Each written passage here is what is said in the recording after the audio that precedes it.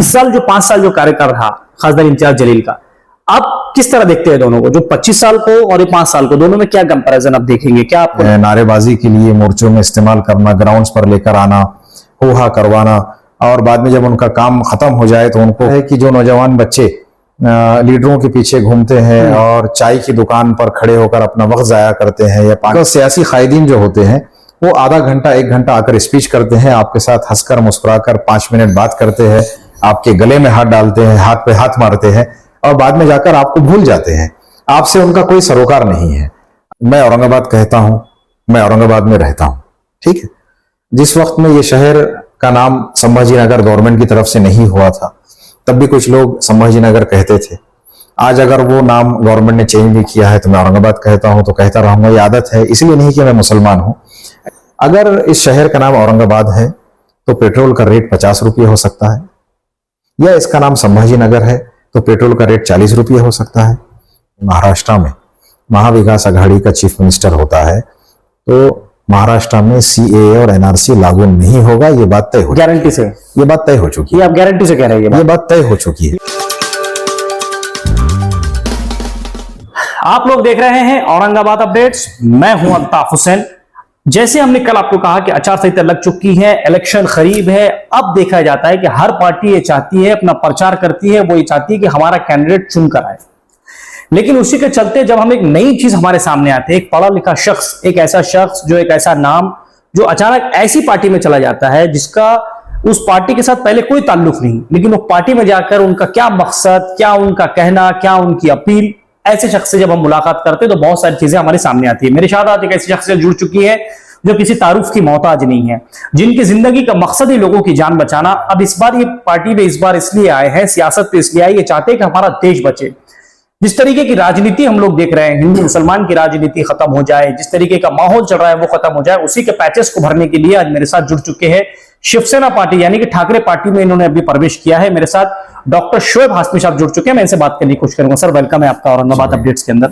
Sir मैं वो सवाल आपसे नहीं करूंगा कि आप पार्टी में गए, क्या मकसद लेके गए, क्या आपकी मुलाकातें हुई। मेरा सीधा सवाल आपसे ये रहेगा, पैचेजेस कैसे भरेंगे आप? क्योंकि अब जो माहौल चल रहा है ये आपको भी पता है, मुझे भी पता है। जिस तरीके का माहौल है दिल्ली में, आपने जो हाल ही में देखा वो एक माहौल है, जो देखा जा रहा है माहौल जो आपके सामने है। इस पैचेस को कैसे शिवसेना, आप कैसे मतलब औरंगाबाद में इस गढ़ को आप डालेंगे, कैसे लोगों तक पहुंचेंगे, कैसे कहेंगे कि देखिए आपको शिवसेना को वोट देना है? देखिए, जैसे आपने बताया, मेरा जिस तरह से तारुफ भी दिया है, मेरी बेइंतहा दिली ख्वाहिश यही है कि जो मज़ाहिब के बीच में दरार है, जो एक बहुत बड़ी लोगों ने जो है नफरत पैदा की है, इसको ख़त्म करने की गर्ज से ही मैंने ये पार्टी में शमूलियत इख्तियार किया हूँ। कैसे करेंगे और कब करेंगे और कौन कौन रहेगा, इसको देखने के लिए आपको थोड़ा वक्त का इंतज़ार करना पड़ेगा। चूँकि उद्धव साहब के साथ जो मेरी बातचीत हुई थी उसमें मैंने उनसे यही तस्करा किया था और उनकी भी ख्वाहिश यही थी कि हम हिंदू, मुस्लिम, दलित या अलग अलग मज़ाहिब के नाम लिए बिना हम सियासत में डेवलपमेंट के लिए बात करेंगे, एकजहती की बात करेंगे, अमन की बात करेंगे और इसी को लेकर के आगे बढ़ेंगे। चूँकि आज जो हाल हिंदुस्तान का है, जिस तरह की पिछले 10 सालों से हुकूमत हमारे हिंदुस्तान में चल रही है, इसमें इन्होंने नफरत फैलाने का जो काम किया है और जो मज़ाहिब के बीच में जितनी बड़ी दरार पैदा की है, ये बहुत ही जो है फिक्रमंदी की बात है। उसके लिए कुछ फोर्सेस को एक साथ आना पड़ेगा और वो उन फोर्सेस में हमारे महाराष्ट्र में उद्धव बाला साहेब ठाकरे साहब की शिवसेना, जो असली शिवसेना है वो, राष्ट्रवादी कांग्रेस शरद पवार साहब की और इंडियन नेशनल कांग्रेस, इन तीनों पार्टी का, और समाजवादी पार्टी और शायद वंचित बहुजन अघाड़ी भी इसमें रहेगी आखिर तक इंशाल्लाह। तो इन पार्टीज का जो एक गठबंधन बना है, इन्हीं को चुनकर लाना है, इन्हीं को वोट देना है, इन्हीं को पावर में लाना है। और मुझे लगता है कि यही एक तरीका है जो आपस में एकजहती को बचाने के लिए बहुत ज्यादा कारआमद रहेगा। अच्छा, ये आपका मकसद है। जैसे डॉक्टर साहब आप जैसे कह रहे हैं आप कि इस तरीके से पैच वक्त आने पर हम लोग बताएंगे, करेंगे। अभी जैसे कि आपके पास से लगभग मुझे लगता है कैंडिडेट श्री चंद्रकांत खैरे साहब को टिकट लगभग मुझे लगता है दिया जाएगा शिवसेना का। अब इसके बाद में, क्योंकि अब हम जैसे देखते हैं जो कार्यकाल उनका पिछले 25 साल पहले जो रहा, उसके बाद में इस साल जो 5 साल जो कार्यकाल रहा खासदार इम्तियाज जलील का, आप किस तरह देखते हैं दोनों को, जो 25 साल को और ये 5 साल को, दोनों में क्या कंपैरिजन आप देखेंगे? क्या आपको लगता है कैसा हुआ है काम? पहले तो अभी तक की कोई ऑफिशियली किसी भी कैंडिडेट का टिकट डिक्लेरेशन नहीं हुआ है औरंगाबाद से। उसके लिए पार्टी के जो सीनियर लीडर्स हैं वो लोग उसका अनाउंसमेंट करेंगे। दूसरी बात, मैंने पिछले इंटरव्यू में भी कहा था कि मैं किसी और का मवाजना या किसी और के बारे में बात करना मुनासिब नहीं समझता हूँ। मुझे जहाँ तक समझ आती है, जब हम प्रचार के लिए जब निकलेंगे इंशाल्लाह, यानी जब स्पीचेस का दौर आएगा, जब लोगों से मिलने की बात आएगी, उस वक्त हम स्टेज से इस बात को रखेंगे कि डेवलपमेंट कहाँ किसको जाता है और एक्चुअल में डेवलपमेंट किया गया या नहीं किया गया, किस वक्त में हुआ किस वक्त में नहीं हुआ। ये सारी बातें मुझे लगता है कि उस वक्त करना बेहतर रहेगी। आज अगर मैं सारी बातें कहूंगा तो सवालात की जवाब तैयार हो जाएंगे। अच्छा डॉक्टर साहब, एक और चीज ये होती है, जैसे मैंने देखा है कि नौजवान बहुत ज्यादा बढ़ चढ़ के काम करते हैं, प्रचार करते हैं, वोट पड़ाते हैं, सीट चुन के आती है। देखा ही जाता है कि क्या होता है, नौजवानों का बाद में ये होता है कि उनको भूल जाती है पार्टियां, उन नौजवानों को भूल जाती है। ऐसे नौजवानों के लिए आपके मन में क्या है कि भाई ऐसे नौजवान काम करते हैं, बढ़ चढ़कर हिस्सा लेते हैं, वोट वो लोग देते हैं या वोट तैयार करके वो लोग देते हैं, लेकिन पार्टी उनको क्या करती है, रास्ते से अलग कर देती है, बाद में भूल जाती है पार्टी उनको। आपका क्या कहना है इस मामले में? बहुत ही अफसोस की बात है जो बात आपने कही है, इसमें बिल्कुल पूरी हकीकत है। असल में जो हमारे कौम के ही नहीं, हमारे मुल्क के, हमारे शहर के जो नौजवान हैं, जो बेरोजगार है, उनका सभी सियासी पार्टियों के कायदीन उनका इस्तेमाल करते हैं और इस्तेमाल करके उन्हें नारेबाजी के लिए मोर्चों में इस्तेमाल करना, ग्राउंड्स पर लेकर आना, हुआ करवाना, और बाद में जब उनका काम खत्म हो जाए तो उनको किस तरह क्रिटिसाइज किया जाता है वो आपने माजी में देखा है। तो ये बहुत बुरी बात है। मेरा ये ख्याल है कि जो नौजवान बच्चे लीडरों के पीछे घूमते हैं और चाय की दुकान पर खड़े होकर अपना वक्त ज़ाया करते हैं या पान की टपरी पर जाकर वक्त ज़ाया करते हैं, बजाय इसके उन नौजवानों से मेरी अपील है कि वो अपने ज़िंदगी के मकासद बनाएं, अपने तालीम पर ध्यान दे, तालीम पूरी होने पर अपने रोजगार पर ध्यान दे, अपने खानदान पर ध्यान दे और मजहबी कामों में और अपनी पर्सनालिटी को डेवलप करने पर ध्यान दे, ना कि सियासी कायदीन के पीछे घूमे। बिकॉज सियासी कायदीन जो होते हैं वो आधा घंटा 1 घंटा आकर स्पीच करते हैं, आपके साथ हंसकर मुस्कुराकर 5 मिनट बात करते हैं, आपके गले में हाथ डालते हैं, हाथ पे हाथ मारते हैं और बाद में जाकर आपको भूल जाते हैं। आपसे उनका कोई सरोकार नहीं है। अगर नौजवानों से इन सियासी कायदीन का कोई सरोकार होता तो आपके लिए रोजगार के मौके पैदा करते, तालीम, तरबियत और हेल्थ के बारे में काम करते। इस तरह का कोई काम आपने नहीं देखा है। ये जरूरी नहीं कि मैं खुद से बयान करूं क्या हुआ क्या नहीं हुआ, आप खुद बाशऊर लोग हैं, आप सेल्फ असेसमेंट कर ले। लेकिन नौजवानों से मेरी बहुत बड़ी अपील रहेगी कि वो अपने औकात को ज़ाया ना करे। जैसे अभी इलेक्शन का माहौल गर्म हुआ है, लेकिन रमज़ानुल मुबारक का बाबरकत महीना चल रहा है, तो इस महीने में इबादतें करें, दुआएं करें, कुरान की तिलावत करें, नमाज ज्यादा से ज्यादा पढ़ें और अपने कामों में और अपने घर वालों के कामों में मशगूल रहें। तो डॉक्टर साहब, जिस पार्टी से आप आते हैं, शिवसेना पार्टी से, ये देखा जाता है कि मुस्लिम समाज बहुत कम तादाद में उनके करीब जाता है। अभी जैसे कि मैं आपको बताता हूँ, लास्ट टाइम जब सरकार जिस जगह गिरी, उस वक्त आपके पार्टी के जो प्रमुख हैं उन्होंने कहा था कि भाई औरंगाबाद का नाम संभाजी नगर हो जाएगा। इसको लेकर कई मुस्लिम समाज जो है, उनसे औरंगाबाद हो, उस्मानाबाद हो, उनसे लोग नाराज है। इस मामले पर क्या आप उनसे डिस्कस करेंगे कि भाई आपसे हमारे लोग नाराज है, होया ये है कि औरंगाबाद संभाजी नगर को लेकर ये मुद्दा जो है भावनाओं को ठेस पहुंचाने वाला मुद्दा है, तो ये बड़ा गंभीर इशू है डॉक्टर साहब, इसको कैसे आप देखते हैं फिर? हाँ, मैंने जैसे पहले भी कहा, वापस दोहरा रहा हूं, मैं औरंगाबाद कहता हूं, मैं औरंगाबाद में रहता हूं, ठीक है। जिस वक्त में ये शहर का नाम संभाजी नगर गवर्नमेंट की तरफ से नहीं हुआ था, तब भी कुछ लोग संभाजी नगर कहते थे। आज अगर वो नाम गवर्नमेंट ने चेंज भी किया है तो मैं औरंगाबाद कहता हूं, तो कहता रहूंगा। ये आदत है, इसलिए नहीं कि मैं मुसलमान हूं। ऐसे बहुत सारे लोग हैं हमारे समाज में जो अलग अलग मज़ाहिब के लोग हैं, वो अपनी मर्जी से, अपनी कंफर्ट, अपनी सहूलत से नाम का इस्तेमाल करते हैं। लेकिन मेरा एक सवाल है, ये जज्बाती नहीं बल्कि ये एक सियासी मुद्दा है। इसको जो है हर तरफ की पार्टी सियासी सरगर्मी के तौर पर इस्तेमाल करती है। अगर इस शहर का नाम औरंगाबाद है तो पेट्रोल का रेट 50 रुपये हो सकता है, या इसका नाम संभाजी नगर है तो पेट्रोल का रेट 40 रुपये हो सकता है, या अगर दोनों में से कोई नाम इधर का उधर हो जाए तो आपको गैस सिलेंडर सस्ता मिलेगा, क्या आपको नौकरी मिलेगी, क्या आपके शहर में अमन व अमान कायम हो जाएगा, क्या आपके शहर में एकजहती बढ़ जाएगी, क्या आपके शहर में रोजगार बहुत बढ़ चढ़कर मिलेगा, क्या इस नाम के इधर उधर होने से पूरे औरंगाबाद के लोगों को सेहत की सहूलियत पूरी मुफ्त मिलेगी? बेसिक सवालात ये है। बेसिक सवालात ये नहीं है जिसको भड़का कर और बोल करके। आपने पहला सवाल मुझसे नौजवानों के लिए पूछा था, बेसिकली उसी की कड़ी है कि नौजवानों को किस तरह मुश्ताइल किया जाए, किस तरह बहकाया और डिस्टर्ब किया जाए। सब तरफ के लोग, मैंने सियासी पार्टी जरूर ज्वाइन किया हूं, सियासत मेरा पेशा नहीं है, सियासत से मुझे कोई तवक्कुआत नहीं है। मैंने सियासत में इसलिए कदम रखा हूं कि मैं सही राह दिखाने के लिए अगर कुछ काम कर सकता हूं, सही गाइडेंस कर सकता हूं, मैं इंशाल्लाह उसकी पूरी कोशिश करूंगा। मैं किसी सियासी पार्टी या सियासी कायद के लिए उनकी तारीफें करके मुझे कोई पोजीशन या पोस्ट हासिल करनी नहीं है। मेरा साफ साफ कहना है, नाम कुछ भी हो, मजहब कुछ भी हो, रहने वाले कहीं भी हो, आम लोगों की आसानियां और सहूलियत क्या है, इस पर मैं बात करना चाहूंगा। अच्छा डॉक्टर साहब, आपके कहने पर या आपकी मेहनत पर, जैसे आप कह रहे हैं कि और भी लोग आपके साथ जुड़ेंगे, इससे पहले भी आपने स्टेटमेंट दिया था जब कहा था कि बहुत सारे लोग हमसे साथ जुड़ने के लिए तैयार भी हैं। चलिए, आपके साथ कई लोग जुड़ेंगे, आपके कहने पर, आपके मेहनत के ऊपर लोग वोट भी कर देंगे शिवसेना को। अभी जो माहौल है, आप भी देख रहे हैं, हम भी देख रहे हैं कि कोई सुबह में किसी पार्टी में होता है, शाम में किसी और पार्टी के साथ उसका गठबंधन हो जाता है, या किसी पार्टी में वो चला जाता है, किसी पार्टी के लिए शपथ ले लेता है।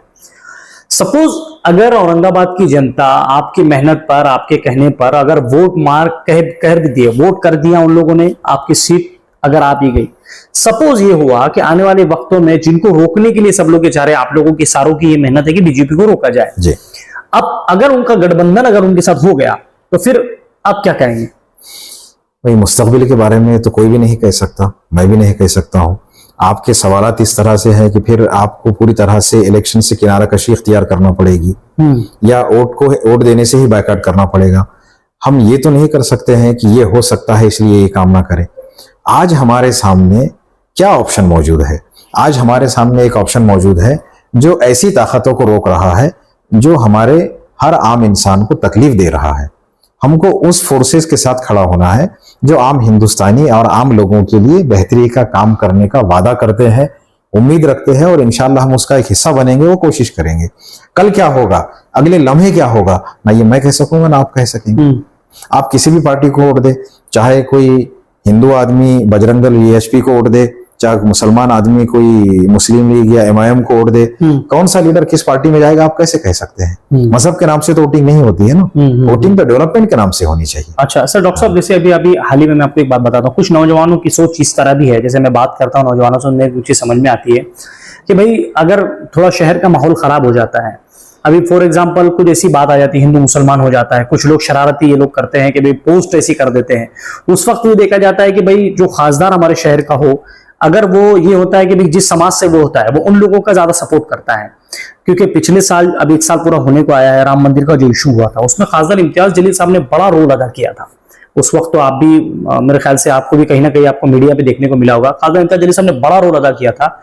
लोगों का ये मानना है कि उन्होंने बड़ा रोल अदा किया। उसके बाद में अफसर खान ने एक बड़ा रोल अदा किया, उसके बाद में बहुत सारे लोग इसे जुड़ते गए उसके साथ। मेरा सवाल आपसे ये है कि जैसे आपने कहा कि मुस्तकबिल के बारे में ना मैं बता सकता हूं ना आप बता सकते, ये बात आपका बिल्कुल सही है, ये तो बात तो बिल्कुल सही है, लेकिन उस पार्टी के खासदार से क्या आप ऐसी बात करेंगे कि भाई अगर आपको हम मेहनत करके चुन के लाते हैं तो कहीं ऐसा ना हो कि हमारे मुस्लिम समाज की जब बात आए तो आप किनारा कशी ना करें, आपको बात करना पड़ेगा, आपको आगे बढ़ना पड़ेगा, इस तरीके की बात आप करेंगे डट के उनसे? मैंने ये सारी बातों पर सब तस्करे कर चुका हूं। अगर मैं आपसे किसी पार्टी के प्रचार के लिए और उसकी तायद के लिए काम करता हूं, इन कामों के लिए मैं जिम्मेदार रहूंगा। आप जिम्मेदार पूरे लेंगे? मैं जिम्मेदार रहूंगा। कल को लोग आपको मतलब पकड़ सकते हैं, आपको कह सकते हैं कि डॉक्टर साहब आपके बोलने पे हम लोग आगे आए थे। इंशाल्लाह, अगरचे लोगों ने हमें हमारे कहने पर महाविकास आघाड़ी को वोट दिया भी और नहीं भी दिया, और इंशाल्लाह अगर हम चुनकर आते, हमारी पार्टी अगर सरकार बनाती है, हम 100% उसके लिए नुमाइंदगी हर एक के लिए करेंगे, चाहे वोट दे या ना दे। सीए एनआरसी पे जैसे देखा जा रहा है कि कुछ मुख्यमंत्री कहते हैं कि यहां लागू नहीं होगा, कुछ कहते हैं लागू होगा। अगर आपके सीएम बनते हैं इस बार, अगर 2024 में आपके सीएम अगर बन जाते हैं तो आप उस मामले में क्या बात करेंगे उनसे?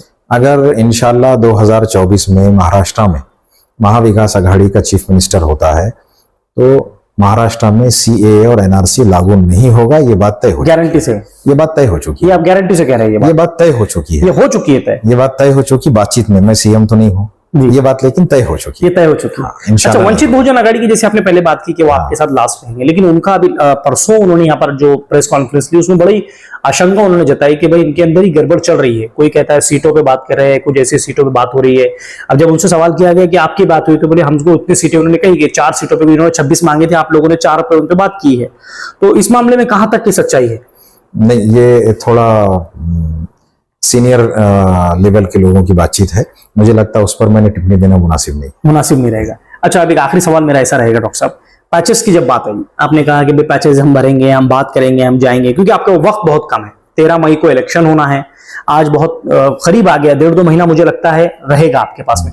इतने कम वक्त में मुस्लिम समाज को कैसे आप करीब करेंगे, कैसे उन लोगों को नजदीक लेंगे? मेरा कहना एक ही है, औरंगाबाद नहीं, सारे हिंदुस्तान की अवाम के साथ। सत्यपाल मलिक साहब ने जो बात कही थी कि जो लोग, 2 ही ग्रुप होने चाहिए हमारे मुल्क में, एक होगा बीजेपी के साथ और एक होगा हिंदुस्तान के साथ। हम हिंदुस्तान के साथ हैं। बीजेपी के साथ जो लोग हैं, जितने लोग महाविकास अघाड़ी और इंडिया महागठबंधन को वोट नहीं डालेंगे वो लोग बीजेपी गठबंधन के साथ में हैं। जो लोग इंडिया गठबंधन और महाविकास अघाड़ी को वोट डालेंगे वो लोग सेक्युलर भी हैं और सेक्युलर होने के साथ साथ इस मुल्क का भला भी चाहते हैं। हमारी आने वाली जो जनरेशन है वो हमसे पूछेगी, वो हमसे सवाल करेगी कि जिस वक्त में हालात हमारे मुल्क के बहुत खराब हो चुके थे, जब महंगाई बेइंतहा बढ़ रही थी, कीमतें आसमान को छू रही थी, बेइंतहा डरा धमका कर काम किए जा रहे थे और आपस में नफरत बेइंतहा भरी गई थी। इलेक्टोरल बॉन्ड्स का मसला आपने अभी देखा है, आप पूरी गवर्नमेंट एजेंसीज के काम को देख रहे हैं। इन सब चीज़ों को देखने के बाद मुझे ऐसे लगता है कि हमारे मुल्क में एक नए इनकलाब की ज़रूरत है और उस इनकलाब को लाने के लिए इंडिया महागठबंधन भारत में, इंडिया में, और महाविकास अघाड़ी का अलायंस महाराष्ट्र में, इन दोनों को इख्तिदार में आना बेइंतहा ज़रूरी है। ये हमारी जिम्मेदारी है हमारी आने वाली जनरेशन की अच्छे मुस्तकबिल के लिए। और जो लोग, ये मेरा यही कहना है कन्विंस करने के लिए, जो लोग इस गठबंधन को वोट नहीं डालते हैं वो लोग हिंदुस्तान के खिलाफ हैं, वो लोग बीजेपी और उस अलायंस के साथ में है जो कि हमारे फेवर में नहीं है। डॉक्टर साहब, जैसे मैं आखिरी सवाल कह रहा था लेकिन आपका जवाब में मुझे एक सवाल नजर आया। जैसे आप कह रहे हैं कि इसके अलावा जो वोट डालते हैं, अब फॉर एग्जांपल अगर कोई एमआईएम को वोट डालता है तो क्या वो बीजेपी के साथ वोट जा रहा है उनका? मैंने क्या कहा आपसे कि इख्तिदार में जो पार्टी आने वाली है, इख्तिदार यानी हुकूमत जो बना सकती वो तो है। महाविकास अघाड़ी महाराष्ट्र में हुकूमत बनाएगी। अगर आप भी एमआईएम को साथ में लेते हैं तो गठबंधन में एमआईएम भी फिर कहीं ना कहीं इख्तिदार में बैठ जाएगी आपके साथ। वो एमआईएम के जो सीनियर लीडर्स हैं वो और महागठबंधन के लोग आपस में बातचीत कर सकते हैं। आप भी चाहते हैं तो आप भी एक मतलब उद्धव ठाकरे साहब के बड़े करीब है जी, मुझे पता चला है कि, तो आप भी कर सकते हैं, बातचीत कर सकते हैं इन लोगों से, या इनसे बात करके उनसे बात करके दोनों को बैठा सकते हैं बैठक में। आपके कहने पे इंशाल्लाह हम कोशिश करके देखेंगे जरूर। आप कोशिश करेंगे? हमारी बिल्कुल करेंगे। मेरी कोशिश और ख्वाहिश एक ही है कि किसी तरह से एक ऐसी हुकूमत का क़याम हो जो अवाम के फेवर में काम कर सके, और अवाम के फेवर में काम करने वाली आज मेरी नजर में महाविकास अघाड़ी, इंडिया गठबंधन के अलावा और कोई नहीं। आपके फिर नौजवानों को क्या अपील करेंगे आप?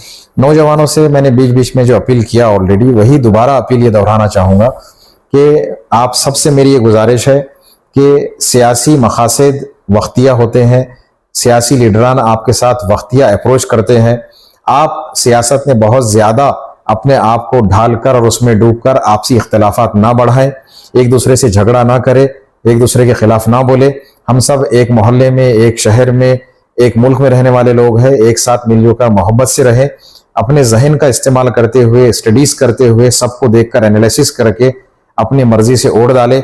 मेरी ख्वाहिश और मेरी अपील ये रहेगी, महाराष्ट्र हुकूमत, महाविकास अघाड़ी, इंडियन गवर्नमेंट, एक बात और उसमें ऐड करना चाहूँगा कि जिस तरह से सियासी लीडरान किसी और को डराने के लिए, धमकाने के लिए, अपनी ताकत बताने के लिए बच्चों का इस्तेमाल करते हैं, आपस में लड़वा देते हैं, उसके बाद में आपने पिछले माजी में भी 2-3 मरतबा देखा है कि वो नौजवानों को जेल हो जाती है, उनके घर वाले परेशान होते हैं, घर में खाने के लाले पड़े होते हैं, बीवी बच्चे बिलक बिलक कर अपने शौहर और माँ बाप अपने औलाद के लिए रोते हैं।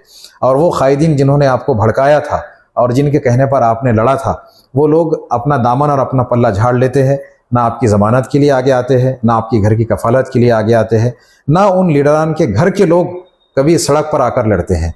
ये आपको वरगलाते हैं और आपसे लड़ाई करवाते हैं।